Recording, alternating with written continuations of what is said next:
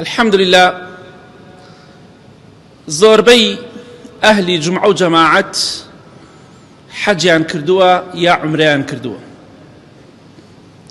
ئەوە فەزڵێکی خوای گەورەیە، بەڵام بەداخەوە کاریگەری شوێنەواری حەج و عومرە بە خێزانەکانمانەوە نابینین، بە کچەکانمانەوە نابینین، بە خوشکەکانمانەوە نابینین، لە زانکۆکان، لە قوتابخانەکان، لە بازاڕەکان، لە ئاهەنگ و شایی و حەفلەکان، لە بۆنەکان شوێنەواری حەج و عومرە بە ئافرەتەکانمانەوە نابینین زۆر بەمەن. الحەمدولله عومرە دەکات، تەماشا دەکەی دەڕوات بۆ عومرە، دەڕوات بۆ حەج، خێزانەکەی هاتووە خواحافیزی لێ دەکات، کچەکەی هاتووە خواحافیزی لێکا، قژی لێ بەرداوەتەوە. کوا کاریگەری حەج و عومرەکەت؟ جارێ خەریکی مناڵەکەت بە و خێزان و کچەکەت بە ئەو کاتە بچۆ بۆ حەج و عومرە، با کاریگەری بەسەریانەوە هەبێت. ئەکرێت خێزانەکەت کچەکەت بێن بۆ ئەوەی خواحافیزی لە تۆ بکەن کە دەڕۆی بۆ حەج یا بۆ عومرە، یا لە حەج و عومرە دەگەڕێیتەوە، بەڵام بە سافیرەی دێن بە شێوەیەک کە زۆر دوورە لەو سەفەرێک کە تۆ ڕۆشتویتە.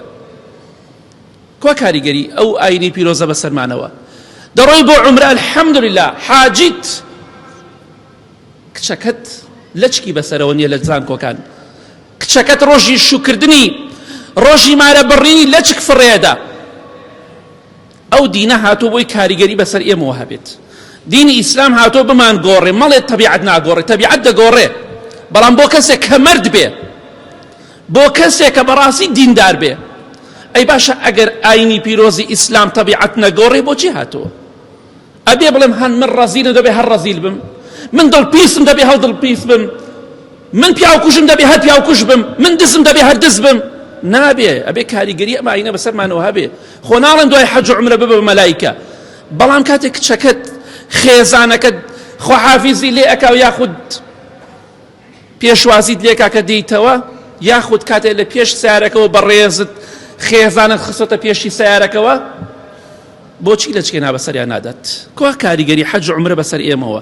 حەج و عومرە عیبادەتی زۆر گەورەیە، عرف و عادەت نییە لە باوکو و باپیر و بۆمان مابێتەوە. فەرمانی خوا پێغەمبەری خوای لەسەر صلی الله علیه وسلم. بۆیە ئینشاءالله با کاریگەری عومرەکانمان بەتایبەت چکە زۆر بەمان عومرە دەکەین، با بە کچ و خێزانەکانمانەوە کە لە ژێردەستی خۆمانان کاریگەری شوێنەوار و ئاسەواری ئەو حەج و عومرەی ببینین، نەک هەر حەجکەیت و عومرە بکەیت و ژنەکە و کچەکەت کوردوەتە نێر دیسکۆ بێ، هەر ئەفەنی بێ، هەر قژی بەسەرەوە، هەموو کەسێ دەیبینێ و قژێکە بەسەریەوەیە، لە چک فڕێ دەدات، سنگی بەدەرەوەیە. ئێستا دوای نوێژ جومعە بڕۆن بۆ کەسانی کە ژن دەگوازنەوە، بزانە چەند ئافرەت دەبینی قژی خاو کردووە و قژی بەرداوەتەوە، پیاوەکەی